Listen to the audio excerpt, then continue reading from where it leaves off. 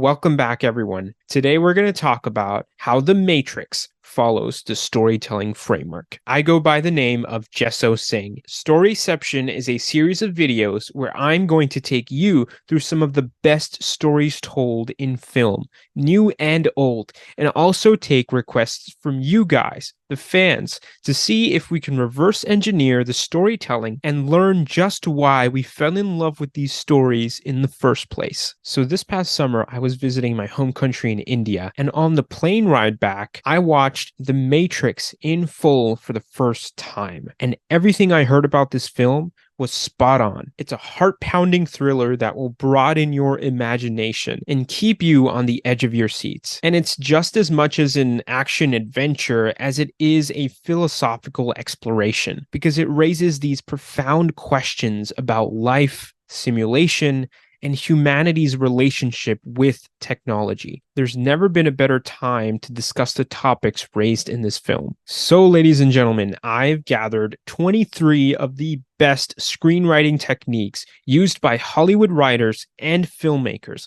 and I've woven them together into what I call a storytelling framework. And today, I'm going to reverse engineer the storytelling in The Matrix using that framework, kind of like a detective, to figure out why it's so widely regarded as a cult classic in all its convoluted nature. So just a heads up, this is a major spoiler-filled episode, and if you haven't seen the film yet, I recommend you go watch it first, and you're welcome to join our discussion when you're ready to do so. With that, let's begin with Act 1. So Act 1 is where we introduce the main character, their ordinary life, and a powerful desire or goal that propels them onto an adventure throughout the story. So the first scene in this film ups the ante right off the bat. In the opening image, we see government agents in sharp black suits and ties storm into a dimly lit room where a woman appears to be hacking a computer. And as they breach in, a jaw-dropping confrontation unfolds.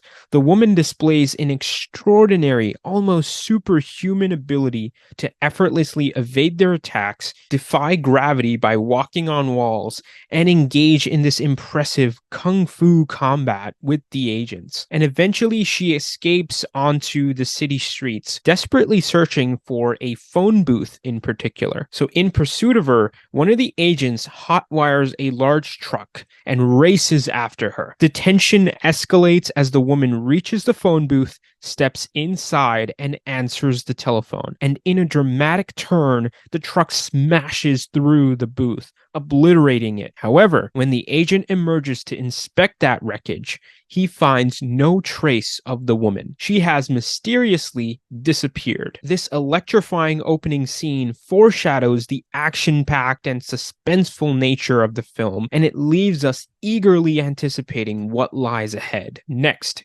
we go to the first sequence. Number 1.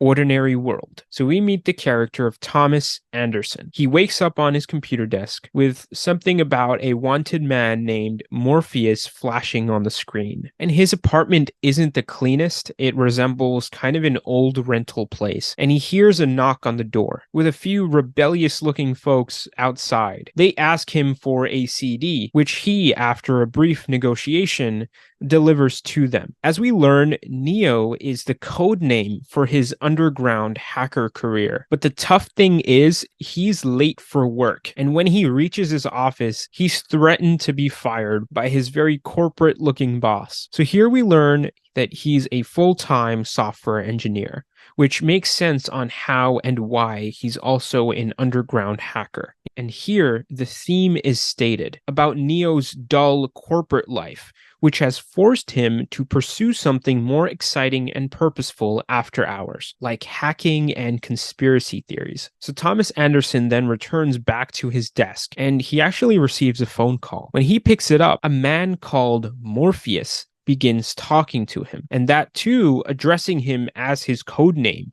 Neo. This is quite literally our call to adventure. Morpheus tells him that agents are coming to arrest him, and at first he doesn't believe it, but then he peeks over his cubicle and he sees agents actually entering from the elevator and with a security guard pointing toward Neo's desk. And then Morpheus states that from now, Neo is to listen and follow his instructions alone. And now we step into stage number 2, the new situation. This is where the main character faces an unusual new situation. So here they must venture beyond their usual surroundings and enter an unfamiliar territory beyond their mundane life, because they've been summoned to do so. So Morpheus's instructions lead Neo to another office room where Morpheus insists that he must walk out on the skyscraper ledge to escape that building before he is arrested and taken away by the authorities. But Neo has no idea why these agents are after him, but he gives Morpheus's idea a shot, and he tries walking out the window on what is clearly one of the upper levels of a tall city skyscraper. And Neo is just too terrified of heights here to be able to do anything,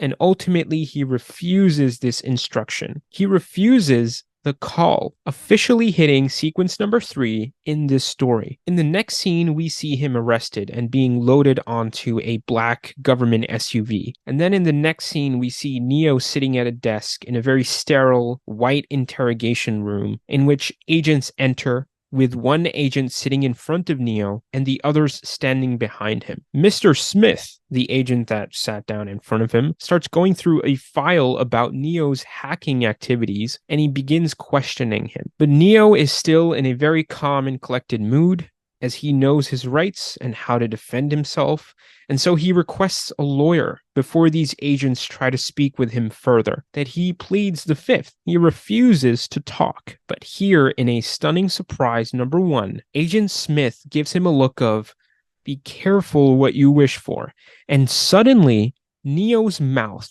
literally goes missing, and he struggles to open it as it looks like it's melting open with tendrils of his skin. This moment is really unsettling. Eventually, Mr. Smith loses his patience with Neo, and he orders his peers to hold him from behind as they take out a large metal device and actually release what looks like a robotic bug. And an already tense and freaked out Neo grows even more scared as the agents place him flat-backed on the desk and the robotic bug starts crawling into his belly button. And just like that, Neo awakens from what felt like a jarring nightmare that he just had. His mouth is still intact and no scars appear on his stomach. But once again, Neo receives a call from Morpheus, who informs him that the barriers between dreams and reality are unreliable, and he implies that everything that Neo just experienced wasn't merely a dream. And with that, ladies and gentlemen, we've hit the point of no return. We've officially broken into Act 2. In this phase, the hero will have to surrender something near and dear to them in order to achieve their goal. Because I think we've all experienced that there's a lot that we have to give up on our path to achieving something truly worthwhile. So one thing we've learned about Neo thus far is that he is a fan of conspiracies and the out of ordinary, and this is something that his curiosity alone will guide him towards. Next, we see Neo standing under a raining bridge when a car pulls up next to him. This is a highly lauded visual because the screenplay here is just so iconic and elemental. I thought I should mention that here too. So Neo sits in the car with the character of Trinity and her team. So after some intense debating and almost exiting the vehicle,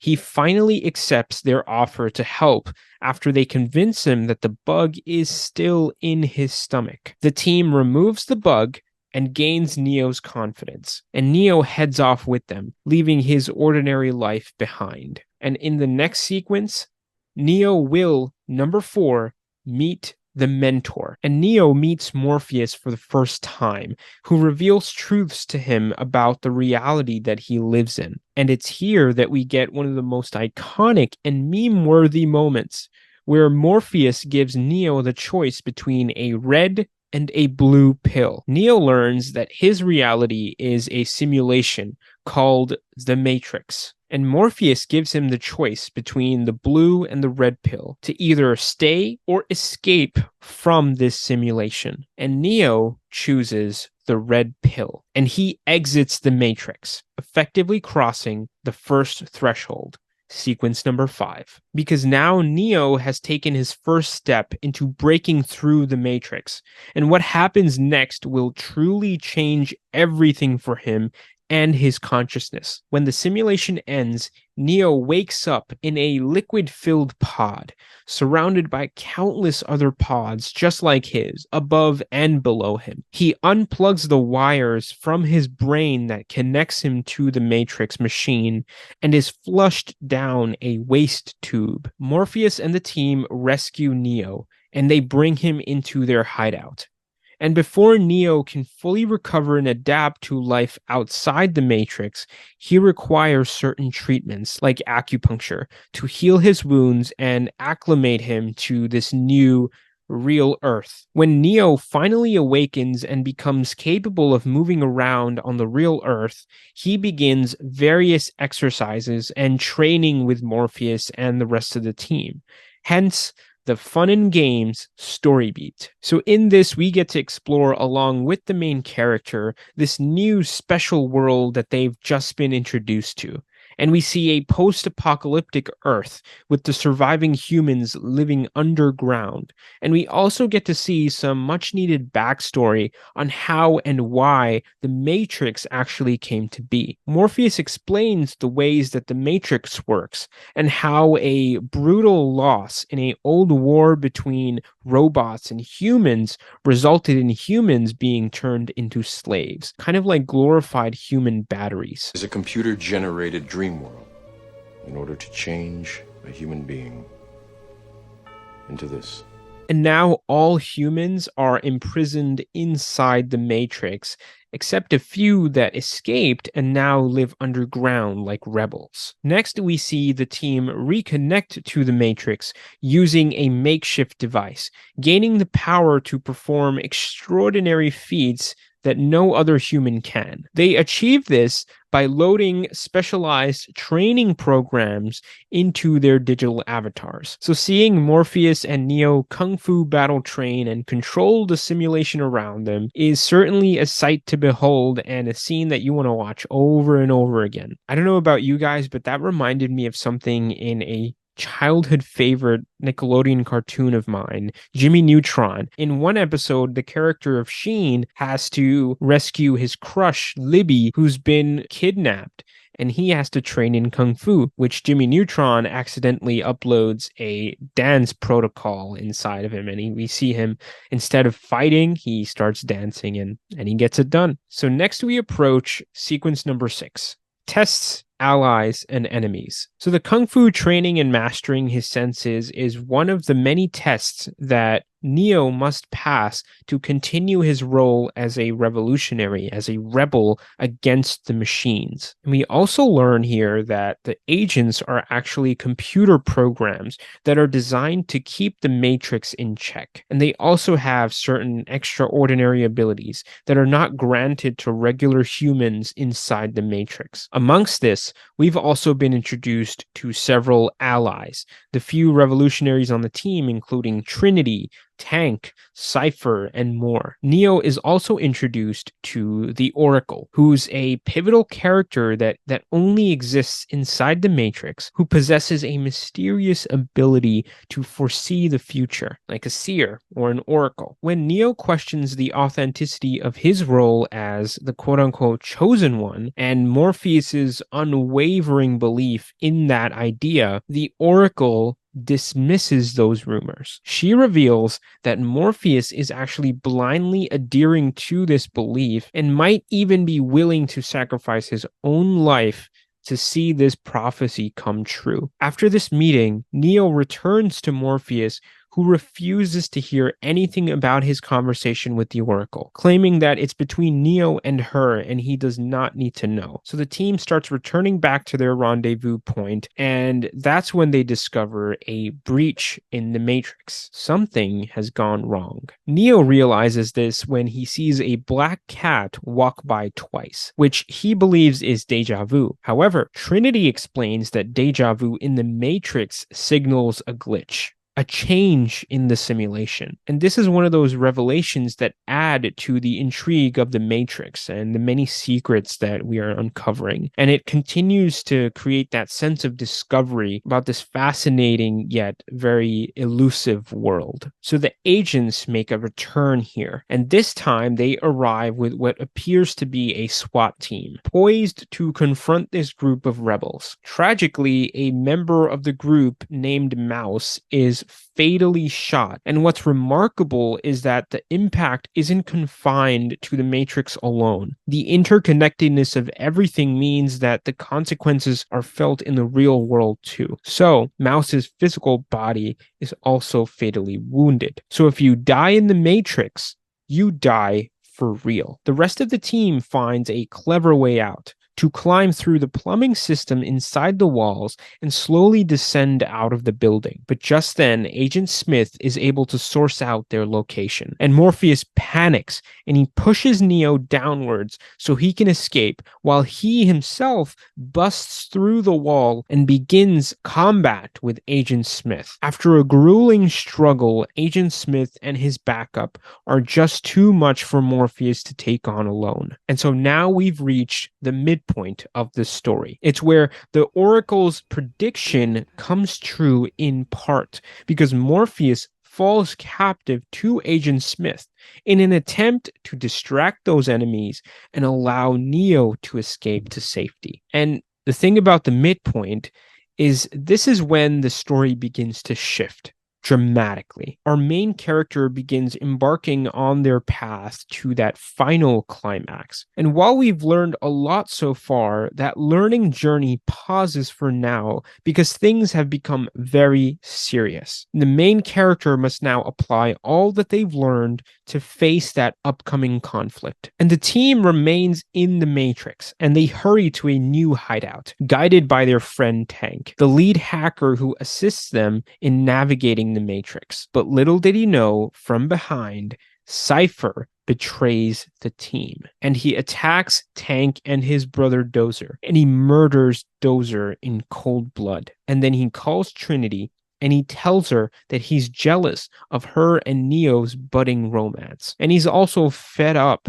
with this post-apocalyptic world, and he regrets leaving the Matrix with Morpheus in the first place. So he struck a deal to return back to the simulation once the machines discover the humans' actual hideout on Earth. And then he begins unplugging the team members one by one, effectively killing them. And now he threatens to kill Trinity and Neo out of envy as well. So with Morpheus kidnapped by the agents and Cypher turning rogue on the team, the bad guys are closing in, as we say for beat number 10. And this also marks the beginning of sequence number 7, approach to the innermost cave. So interestingly, Cypher is the first one to show his inability to acclimate not to the Matrix, but rather to the real world. And it's an interesting twist that he actually wants to return back to the Matrix, which we all thought wasn't possible. And it doesn't make any sense, because once you've been released, why would you ever want to go back inside the illusion? But this is an interesting twist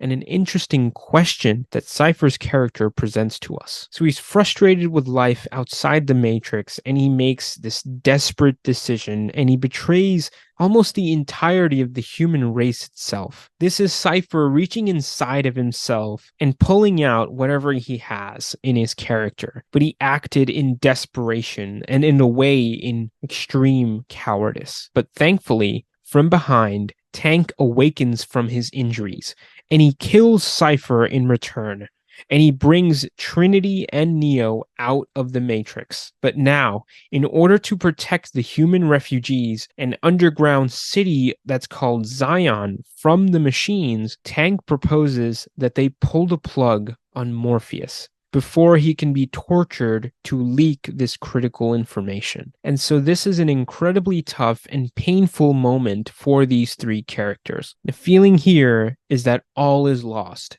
as they face a moment of despair when they must willingly end someone who's been like a father figure to them. And Tank is just about to do so before Neo stops him. This is the moment for Neo to invoke courage and a sense of responsibility from inside and defend Morpheus, just as Morpheus did for him. And Trinity also volunteers to join Neo.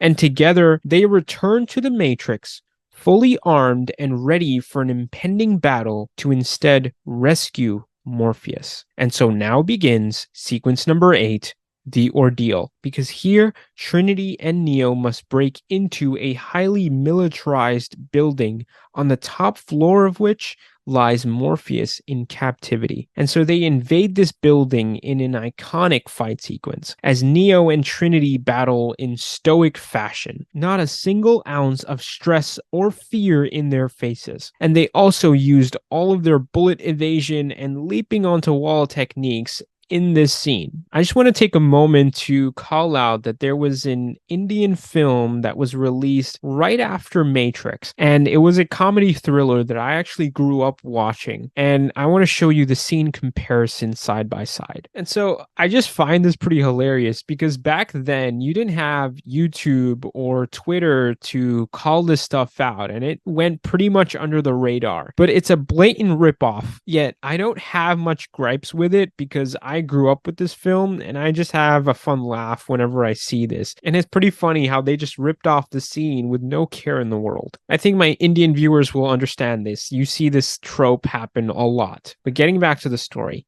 Neo and Trinity successfully reach the roof of the building, where, funny enough, Neo first displays his iconic Matrix backwards evasion. And this also is an interesting show of his abilities, because Trinity also looks over in awe, as this is truly something unique. And so they steal a helicopter and fly over and start hovering across the floor that Morpheus is actually held on. And Morpheus is able to jump out of the building, evading gunshots himself, and he gets caught by Neo just in time. But the escape hasn't been accomplished because their helicopter gets damaged in that scuffle. And during this failing evacuation, Neo attempts to save Trinity from the crash, who's driving that helicopter. And what he does is truly remarkable. He inadvertently bends the physics around him, and he almost liquefies an entire skyscraper that Trinity would have otherwise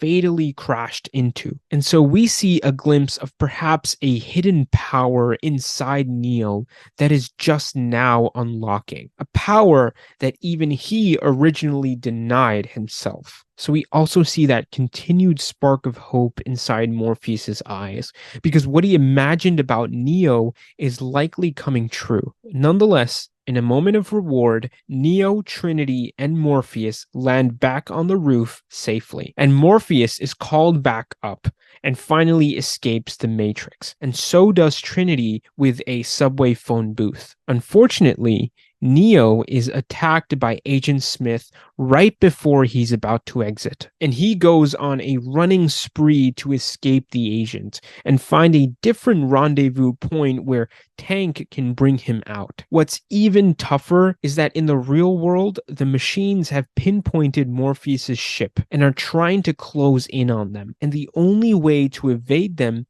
is for Morpheus to trigger an EMP and to conceal their ship. And what that also means is that they would have to disconnect Neo, officially killing him. Now, Morpheus finds himself in the same predicament that Neo was in just moments ago. It's a race against time, and Morpheus must buy as much time as possible for Neo to exit the Matrix. And Tank eventually leads Neo into a residential building, where Neo opens the door of a room only to find Agent Smith standing across from him. And in this perilous moment, Agent Smith fatally shoots Neo in point-blank range, and the entire team is shocked. Morpheus whispers to himself, "It can't be." This stunning surprise number 2 is honestly something that even us audiences wouldn't have expected to see. Because when do you see the hero die in the story before it's even ended? We're always so used to seeing the main character survive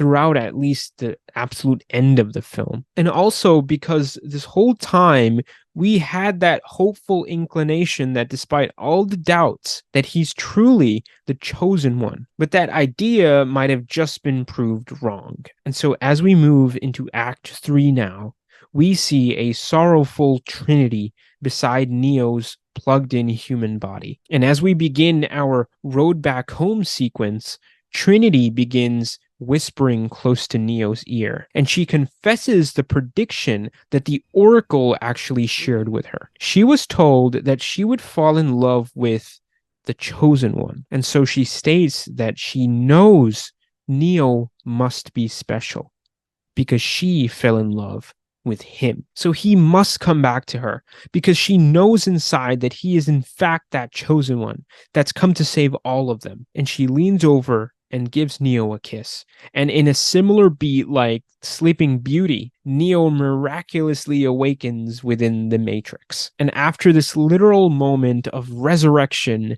Neo walks out into the hallway and he faces off once more across Agent Smith and his lackeys as they are leaving. They are also stunned to see Neo alive, and each begins shooting at him once again. As I shared earlier, there's a group of monstrous robots in the real world that have identified Morpheus's ship, and now in order to save themselves, they either must turn on the EMP and ghost the robots, but this also means that because Neo is still in the simulation, he will die. Though Tank continuously warns him, Morpheus is still keeping his trust in Neo, even though everything is at stake now, both in the real and in the digital world. But this time, Neo has changed. He has reached a supernatural control of the simulation around him, and he begins envisioning the green matrix code as if it were another spectrum of light unknown to the human eye, but visible to him. And he uses his new abilities to pause the bullets right in the air, and he destroys Agent Smith and his team from the inside out. And so this is another reason why this film is so iconic. Visuals and moments like these were what made it truly revolutionary when it released in 1999. And the world of science fiction and our real-life conversations about AI were forever changed. So Neo finally exits the Matrix as well, and he also confesses his love for Trinity. This is the return with the Elixir, and Morpheus successfully switches on the EMP, which thwarts the machines from their ship. So Neo has fully accepted his fate as the One, the Chosen One, and he realizes his true powers. In the very next scene, after a voiceover begins of Neo speaking, we see Neo back inside the Matrix, walking amongst ordinary people, proclaiming his newfound mission to free all these other human prisoners. And in the final image of this film, we see Neo also wearing the signature spy-like black gear, black leather coat with shades, and we see him actually flying off into the sky, displaying one last time his growing control of the Matrix. So, to give a quick wrap up of this exercise, let's summarize everything we saw play out in this film using Dan Harmon's story circle, which is the last key component in this framework. You need go.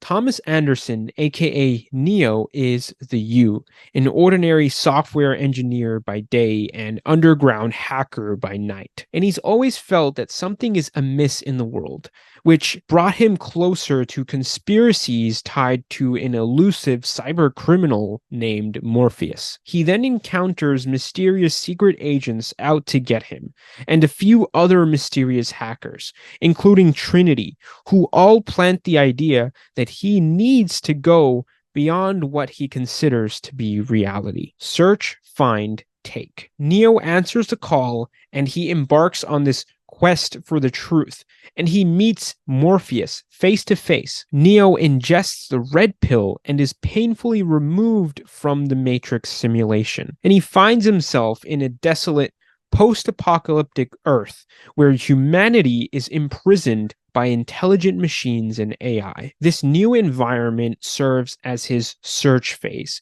He must find answers, learn about this new world, and train in the martial arts and in enforcing a greater control over the Matrix. As Neo loses key team members and even Morpheus in captivity of the agents, he must find it within himself to be a hero, even though many others, and him included, question his status as the chosen one that's come to save humanity. Neo faces that perilous take mission as he confronts military defenses within the Matrix in a daring move to successfully rescue Morpheus. Return changed. The climax of the story takes place as Neo confronts Agent Smith for the final time in what's a fatal wound that could have ended him. But through Trinity's love and Morpheus's hope and Neo's own willpower, he returns back to life in the Matrix.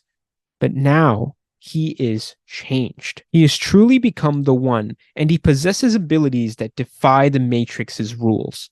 The story concludes as Neo's transformation is complete, and he sets out to challenge the Matrix's control over humanity. And that, ladies and gentlemen, is how the Matrix follows the storytelling framework. So we basically reverse engineered the story, figured out why the journey played out just like it did, and we figured out why so many of you loved this film in the first place and why it became a widely regarded cult classic and one of the best sci-fi films ever made. That is the magic of this framework.